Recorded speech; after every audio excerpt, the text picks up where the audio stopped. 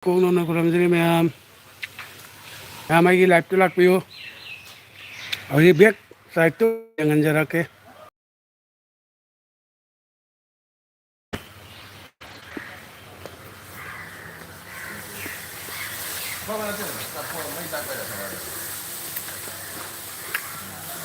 यहाँ sih bela kawa ini bela kado nih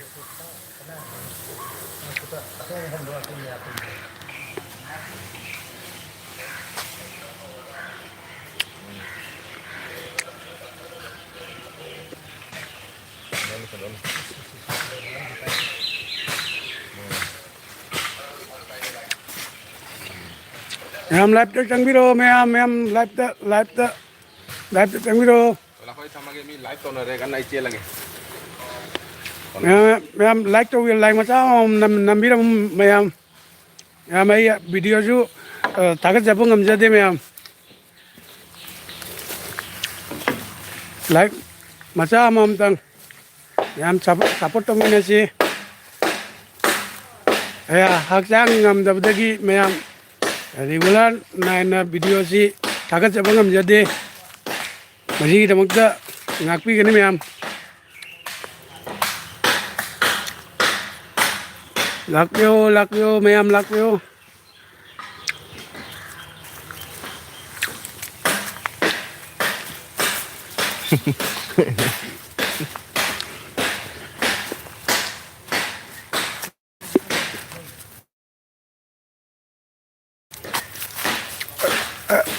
ma'am आई इंगोन कोई बा jangan jarak ya aina ingon koy ba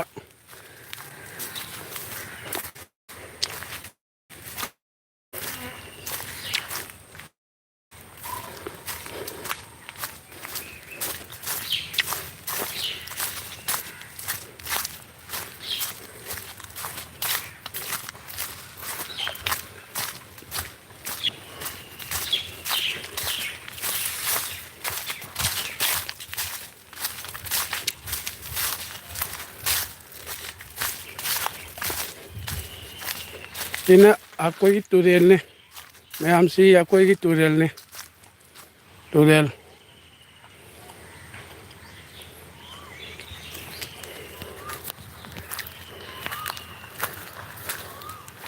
Ya, kalian di kata saya jam cawe ngon nanti dah, pitak na, ayo cuma koi ba, kalian di dah ba. Pala cha chu bajana cha re acho ye chu pan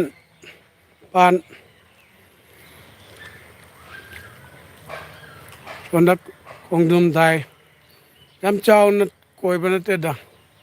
koi chung gi cha na ba gi a se chu belan di pal yeng tam nem na pale ya ai chen group ti ban cha re ma'am ai dom da ko ja bane dom akoi mungi jongi mina ai na piga ai na dom koi ba ngon koi bane ba edo asina teng no wa bla kana si pandri teng no wa ja wa ta biga to ban da ta ba jim bai am morok ka su ta da morok le morok ngon morok ni si morok yam fajana hoy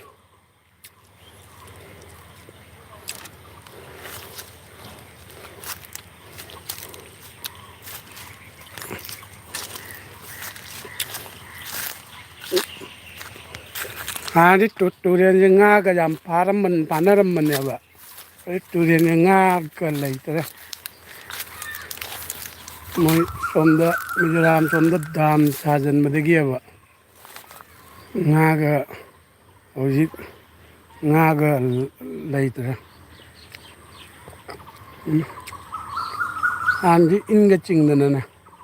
nga jam papaya ba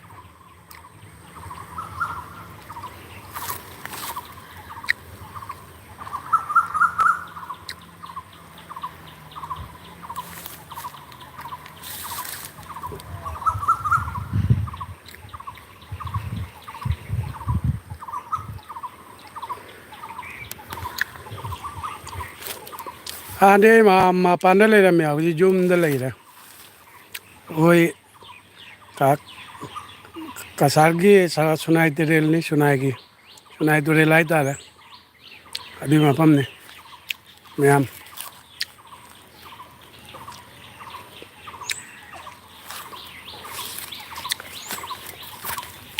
ꯃꯌꯥꯝ like ꯃꯆꯥ ꯑꯃꯃꯝꯇꯪ ꯊꯥꯗꯕꯤꯔꯝꯃꯨ ꯃꯌꯥꯝ ꯅꯨꯡꯁꯤꯕꯤꯗꯨꯅ like ꯃꯆꯥ ꯑꯃꯃꯝꯇꯪ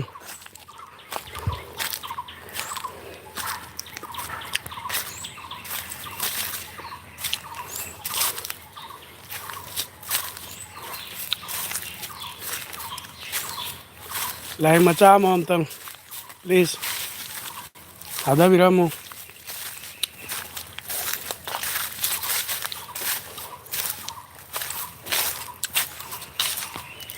ꯃꯌꯥꯝ ꯄꯨꯝꯅꯃꯛ ꯈꯨꯔꯨꯝꯖꯔꯤꯌꯦ ꯑꯃꯨꯛꯀ ꯍꯟꯅ ꯈꯨꯔꯨꯝꯖꯔꯤꯌꯦ ꯃꯌꯥꯝ ꯃꯌꯥꯝ ꯅꯨꯡꯁꯤꯕꯤꯌꯨ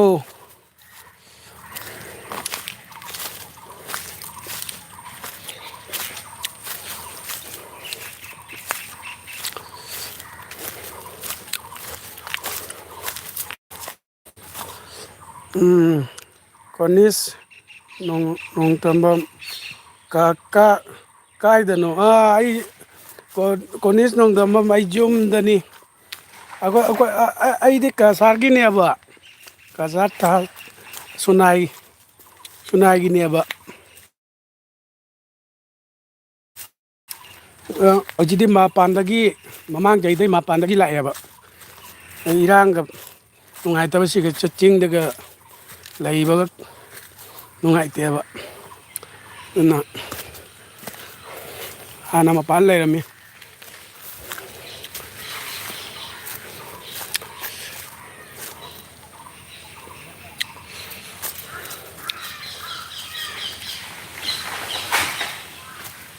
ꯍꯜꯂꯣ ꯃꯌꯥꯝ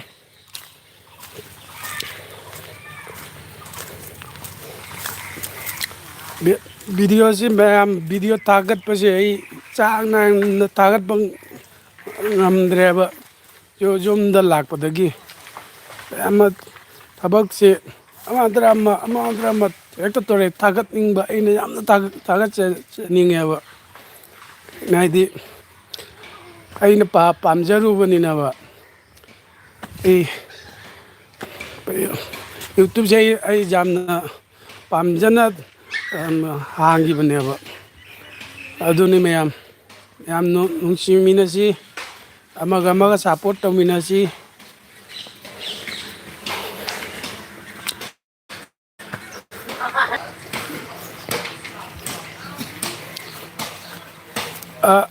ꯑꯁꯤꯅ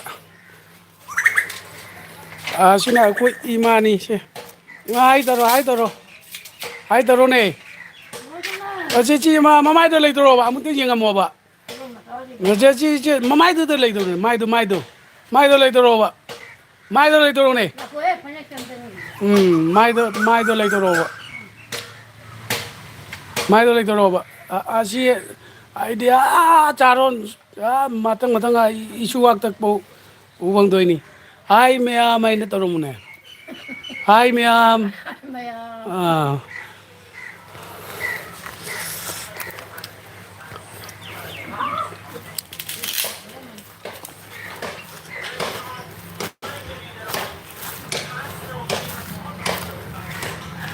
ꯑꯩꯈꯣꯏ ꯈꯨꯡꯒꯪꯗ ꯂꯩꯕꯅꯤꯅꯕ ꯊꯕꯛꯁꯤ ꯌꯥꯝꯅ ꯀꯜꯂꯤ ꯍꯥꯏꯗꯤ ꯉꯁꯤ ꯁꯨꯇꯤꯁꯨ ꯑꯣꯏꯕꯅꯤꯅꯕ ꯁꯨꯇꯤꯅ ꯅꯣꯡꯃꯥꯏꯖꯤꯡꯅꯤꯅ ꯁꯨꯇꯤ ꯂꯩꯔꯦ ꯑꯗꯨꯅ ꯑꯩ ꯁꯨꯝ ꯆꯔꯛꯄꯅꯤ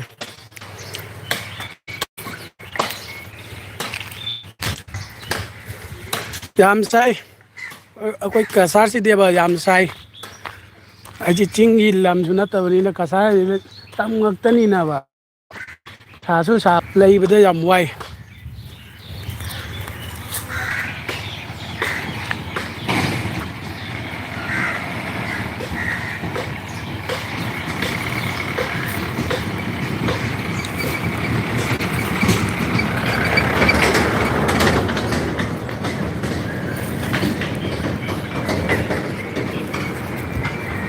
ꯑꯁꯤꯅ ꯑꯩꯈꯣꯏ ꯏꯃꯥꯟꯅꯕ ꯕꯤꯃꯣꯜꯅꯤ ꯕꯤꯃꯣꯜ ꯃꯌꯥꯝ ꯃꯌꯥꯝ ꯌꯦꯡꯕꯤꯌꯨ ꯃꯌꯥꯝ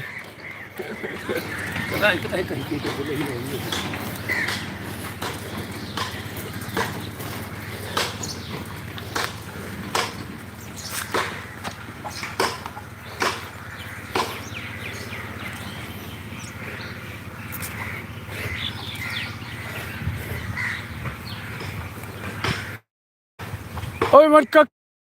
nonde kaida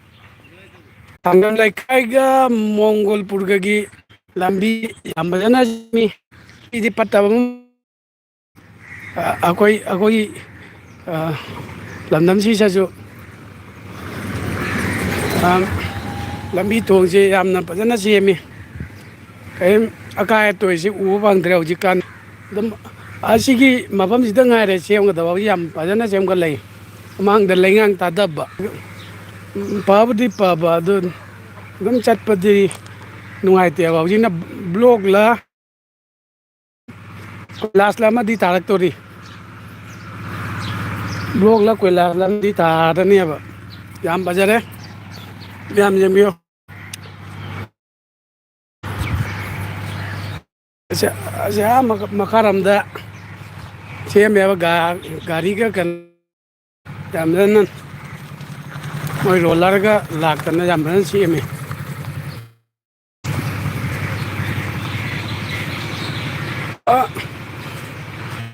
khong ama layaba khong du manak tai kharabdi jau jalak to jamna gana taweba bajana semi aba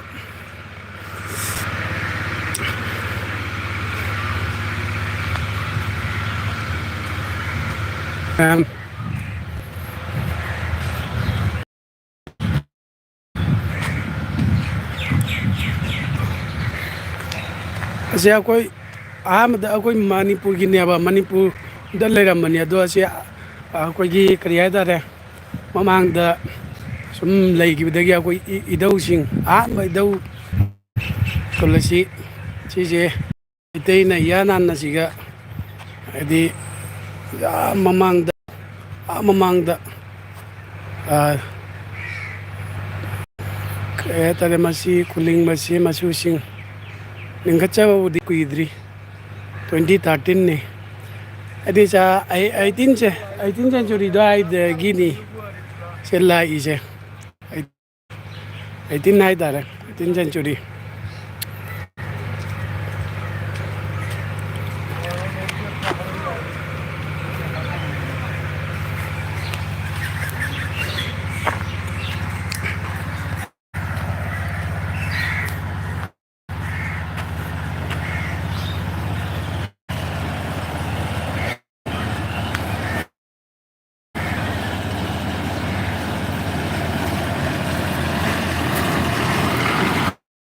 लोका अभी यावजी हिंदी दमो आइजर के मैम वादोगे नो हम लोग का अभी बस्ती का रास्ता बना रहा है 2 बस्ती का ऐसे कनेक्टिंग रोड है वही है असिना कोई इबुदोगी लाइसंगनी कोई खुन आईदी इबुदो लाइनिंग चटपा इबुदो पाखंग बगी फ्लैग कतेतना ये मैम फ्लैग कासी उवन रखे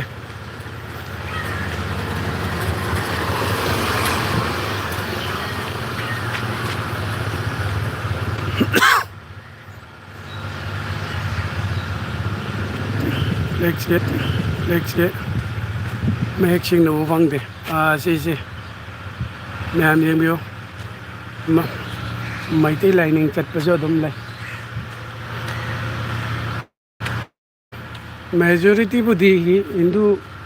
ना यामनी दुगा मैते लाइनिंग चटपसो कोई पाखंबा lat pakan bening baik tak inja basing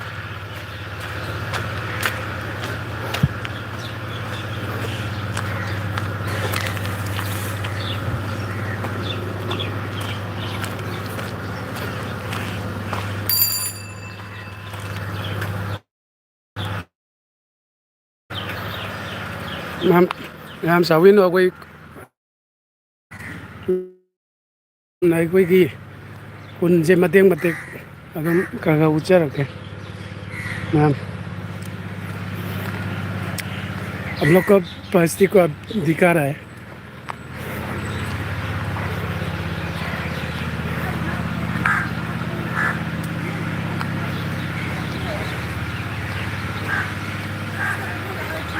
Today I am showing my native village.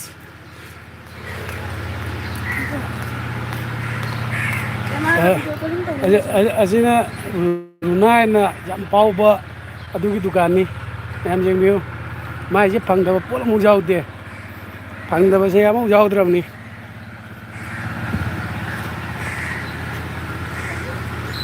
अमु जाउदे से कहीं लंबी दी मोबाइल का खा ले मोबाइल खाली से इंडिया में अमता हाई तो ने अमता हाई अमता तो इन जो सो माइ तो अमता कनो कनो कदम येंग जाना भाई से आगो इन चौबीनी इन चौबी कोई आगे की करी करा अजे लोई बांगी कोई कोई मणिपुर की पूरी टॉप करी करा अजे लोई बांगी माइजे से कोई तेज मना अदे मैक्रोनी मधुम मधुम रेडी हई मही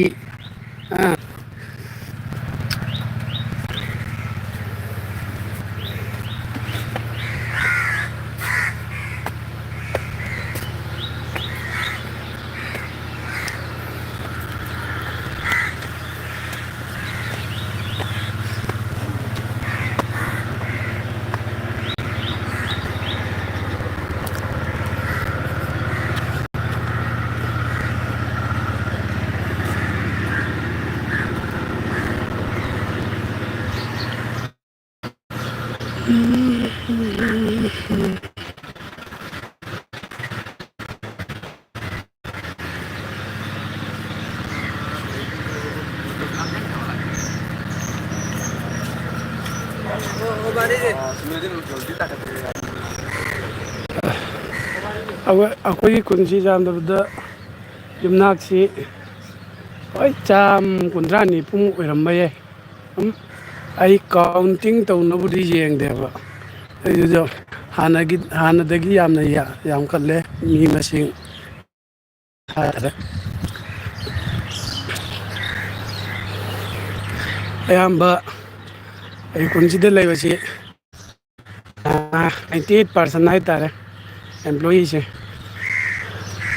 अभी गवर्नमेंट तबक तौब ngaktaneba do दाउदबसु यावी दाउदबा से यामली यामना गतनी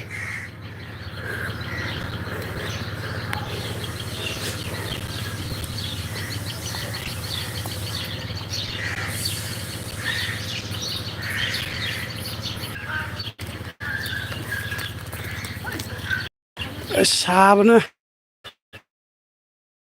लोई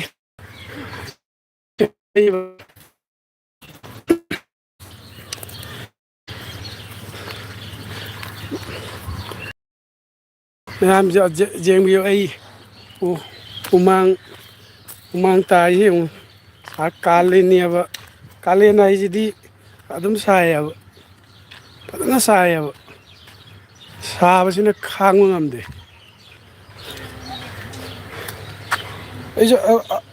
अइजु चाही 2000 ममांगददी अइजु इम्फालदा चाही 5-10 लेमे कोई रिलेटिव आइडिया कोई कासिंग लेयबा कसागैगी मोई मनाक्ता लेरम्मी द याम नुआई इम्फाल आइजे फंगदबा याउदे नुंजु नुआई हराव कुमै तोय नुआयबा इसै नोंमाय हौजिकती इरांगसिना हराव कुमैगा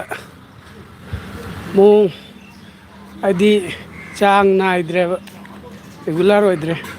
अदुमबु ꯆꯤꯡꯒꯤ ꯃꯐꯝ ꯈꯔꯗꯗꯤ ꯌꯥꯝꯅ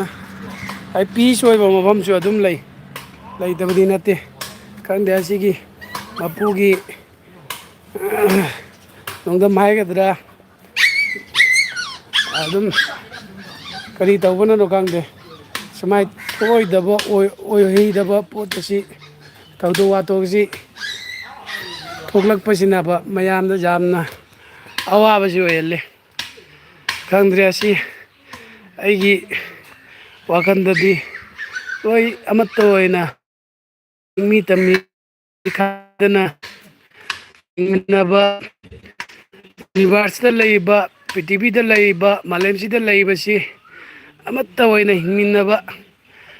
ꯑꯁꯤ ꯑꯩꯒꯤ ꯋꯥꯈꯜꯅꯤ ꯏꯁꯣꯔꯗ ꯊꯧꯅꯤꯖꯔꯤ ꯃꯌꯥꯝ ꯄꯨꯝꯅꯃꯛꯁꯨ ꯋꯥꯈꯜ ꯇꯥꯃꯤꯟꯅꯁꯤ ꯍꯥꯏꯅ ꯍꯟꯅ ꯍꯟꯅ ꯈꯨꯔꯨꯝꯖꯔꯤ ꯑꯁꯤ ꯑꯆꯝꯕ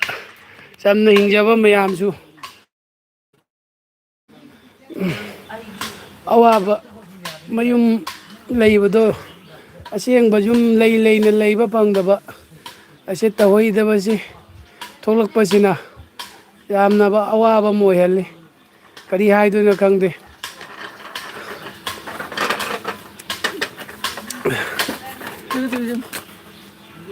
ꯀꯔꯤ ꯇꯧꯔꯦ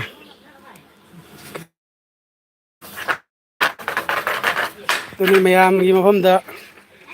ꯑꯩꯅ ꯂꯥꯏꯚ ꯊꯥꯖꯔꯤ ꯁꯦ ꯑꯩꯗꯤ ꯈꯪꯗꯦ ꯑꯩ ꯍꯥꯏꯗꯣꯏꯁꯦ ꯃꯌꯥꯝ ꯑꯩꯈꯣই ꯁꯤꯗꯁꯨ ꯁꯥꯗꯤ ꯁꯥꯏ ꯑꯗꯨꯒ ꯄꯤꯁꯇꯤ ꯑꯣꯏ ꯁꯤ ꯃꯐꯝꯁꯦ ꯑꯗꯨꯝꯕ ꯈꯠꯅ ꯆꯩꯅꯕ ꯑꯃꯒ ꯌꯦꯡꯊꯤꯅꯕ ꯃꯥꯅ ꯀꯩꯅꯣꯅꯤ ꯑꯇꯣꯞꯄꯅꯤ ꯑꯩꯅ ꯃꯩꯇꯩꯅꯤ ꯑꯗꯨꯅ ꯄꯥꯡꯒꯟꯅꯤ ꯑꯗꯨꯅꯤꯗꯥꯅꯤ ꯂꯩꯅꯖꯗꯦ ꯑꯩꯈꯣꯏ ꯂꯩꯕ ꯃꯐꯝꯁꯦ ꯑꯗꯨ ꯄꯤꯁꯇꯤ ꯑꯣꯏ ꯑꯗꯨꯒ ꯑꯗꯨꯃꯛꯄꯨ ꯁꯥꯗꯤ ꯑꯃꯨꯛꯇ ꯑꯣꯏꯕ ꯂꯣꯏꯔꯦ ꯑꯩ ꯑꯌꯤꯡꯕ ꯃꯐꯝꯗꯒ ꯂꯩꯔꯛꯄꯅꯤꯅꯕ ꯀꯨꯏꯅ ꯑꯩ ꯃꯄꯥꯟꯗ ꯆꯍꯤ 10 ꯀꯨꯟꯁꯤ 10ꯗꯤ ꯍꯦꯟꯒꯅꯤ ꯀꯨꯟꯃꯛ ꯐꯥꯗ꯭ꯔꯒꯁꯨ ꯑꯗꯨ ꯂꯩꯔꯛꯄꯁꯤ ꯑꯌꯤꯡꯕ ꯃꯐꯝꯗꯅꯦꯕ ꯏꯪꯊꯝꯊꯥꯗ ꯕꯔꯞ ꯍꯥꯏꯗꯤ ꯏꯁꯅꯣꯐꯣꯜ ꯑꯣꯏꯌꯦꯕ ꯑꯗꯨꯒ ꯂꯩꯔꯛꯄꯒ ꯑꯁꯤꯒ ꯂꯥꯛꯑꯒ ꯇꯧꯔꯤꯁꯤꯒ ꯈꯥꯡꯕꯗ ꯌꯥꯝ ꯋꯥꯏ ꯑꯩꯈꯣꯏꯒꯤ ꯃꯩ ꯑꯁꯤ ꯏꯔꯨꯖꯅꯤꯅ ꯏꯪ ꯆꯥꯅꯤꯡ ꯊꯛꯅꯤꯡ ꯌꯥꯎꯗꯦ ꯃꯌꯥꯝ ꯀꯔꯤ ꯍꯥꯏꯗꯣꯏꯅꯣ ꯈꯪꯗꯦ ꯑꯁꯤ ꯑꯩꯈꯣꯏ ꯁꯤꯗ ꯑꯩꯈꯣꯏ ꯂꯝꯗꯝꯁꯤꯗ ꯂꯩꯔꯤꯕ ꯒꯨꯍꯥꯇꯤꯗ ꯂꯩꯕ ꯑꯁꯤ ꯑꯁꯥꯝꯗ ꯂꯩꯕ ꯑꯁꯤ ꯑꯌꯥꯝꯕ ꯑꯗꯨꯝ ꯁꯨꯃꯥꯏꯅ ꯁꯥꯗꯧꯔꯕꯅꯤ ꯀꯔꯤ ꯍꯥꯏꯗꯣꯏꯅꯣ ꯈꯪꯗꯦ ꯁꯥꯏ ꯃꯌꯥꯝ ꯁꯦ ꯑꯩꯈꯣꯏ ꯃꯐꯝꯁꯦ ꯄꯤꯁꯇꯤ ꯑꯣꯏ ꯑꯗꯨꯒ ꯁꯥꯕꯅ ꯈꯥꯡꯕ ꯉꯝꯗꯦ ꯈꯪꯗꯦ ꯆꯨꯔꯥꯂꯦꯟꯁꯦ ꯅꯦꯝꯊꯔꯛꯑꯕ ꯈꯪꯗꯦ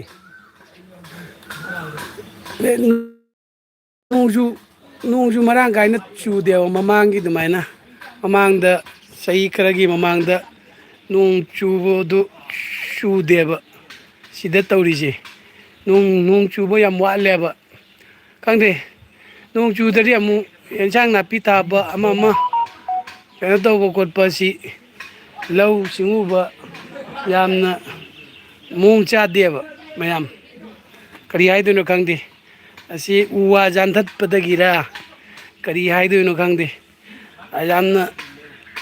ꯆꯦꯟꯖ ꯑꯣꯏꯔꯦꯕ ꯃꯃꯥꯡꯗꯒꯤ ꯆꯦꯟꯖ ꯑꯣꯏꯕꯁꯤ ꯀꯔꯤ ꯍꯥꯏꯗꯣꯏꯅꯣ ꯈꯪꯗꯦ ꯃꯌꯥꯝ ꯏꯆꯥꯎꯁꯦ ꯊꯣꯛꯇ꯭ꯔꯦ ꯑꯩꯈꯣꯏ ꯂꯝꯗꯝꯁꯤꯗ ꯑꯗꯣ ꯅꯨꯡꯕꯨꯗꯤ ꯅꯨꯡꯉꯥꯏꯔꯦ ꯑꯗꯨꯒ ꯍꯧꯖꯤꯛ ꯀꯩꯅꯣ ꯇꯧꯗ꯭ꯔꯦ ꯏꯁꯤꯡ ꯏꯆꯥꯎꯒꯤ ꯑꯋꯥꯕꯕꯨꯗꯤ ꯂꯩꯇ꯭ꯔꯦ ꯑꯗ ꯑꯋꯥꯕ ꯍꯥꯏꯕꯨ ꯅꯣꯡ ꯆꯨꯗ꯭ꯔꯗꯤ ꯌꯥꯝꯅ ꯁꯥꯏꯌꯦꯕ ꯅꯣꯡ ꯆꯨꯔꯒꯗꯤ ꯑꯗꯨꯝ ꯑꯩꯈꯣꯏ ꯇꯦꯝꯄꯔꯦꯠ ꯔꯤꯖꯟ ꯑꯗꯨꯝ ꯍꯥꯏꯕ ꯌꯥꯏ ꯌꯥꯝꯅ ꯍꯥꯏꯗꯤ ꯍꯣꯠ ꯔꯤꯖꯟꯕꯨꯗꯤ ꯅꯠꯇꯦ ꯃꯌꯥꯝ ꯌꯥꯝꯅ ꯀꯥ ꯍꯦꯟꯅ ꯈꯥꯡꯕ ꯑꯟꯕꯤꯌꯔꯦꯕꯜ ꯑꯦꯛꯁꯇ꯭ꯔꯤꯝ ꯍꯣꯠ ꯍꯥꯏꯕꯗꯨꯗꯤ ꯑꯣꯏꯕ ꯑꯗꯨꯒ ꯑꯩꯈꯣই ꯄꯨꯡ 11 ꯈꯥꯡꯕ ꯉꯝꯗꯕ ꯈꯪꯗꯦ ꯍꯥꯟꯅꯒꯨꯝꯅꯗꯤ ꯍꯧꯖꯤꯛꯅ ꯍꯦꯜꯂꯦꯗ ꯁꯥꯕꯁꯤꯗꯤ ꯀꯔꯤ ꯍꯥꯏꯗꯣꯏꯕ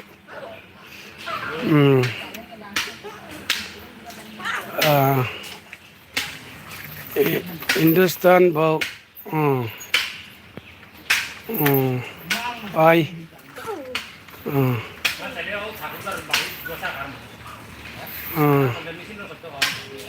आगे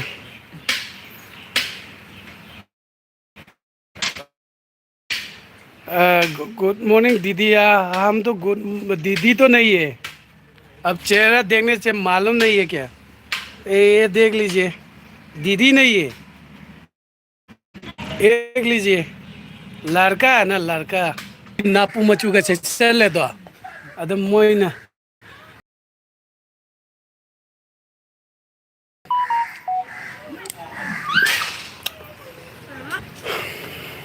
मैम तुम लाइफ में ngang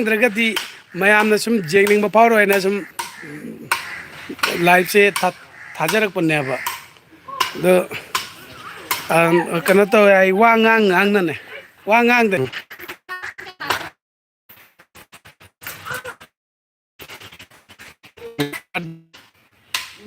किधर आ, हम तो ये आसाम का है, ये आरडी।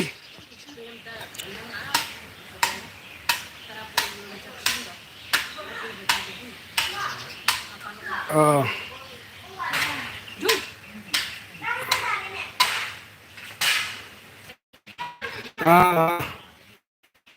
हम तो ये तुम्हें तो दीदी दीदी बन के तो हम जो चेहरा तो देखा है, असल में तो ये लड़का है, मेरा बेटा बेटी भी है। अच्छा चेहरा से थोड़ा दीदी जैसा शक्ल होता है ना। हम थोड़ा सा जो क्या था तामुल खाया था वही है, इसलिए। और लिप जी थोड़ा वो हो गया, लाल हो गया, इसलिए खमा चाहिए वही है। आप लोग ये यूपी के होने से भी बहुत गर्मी तो उपाय नहीं है, बहुत गर्मी है, इस अनबियरेबल बहुत है। इसलिए हम बहुत गर्म है। हम आज के लिए इतना ही है। सब लोग को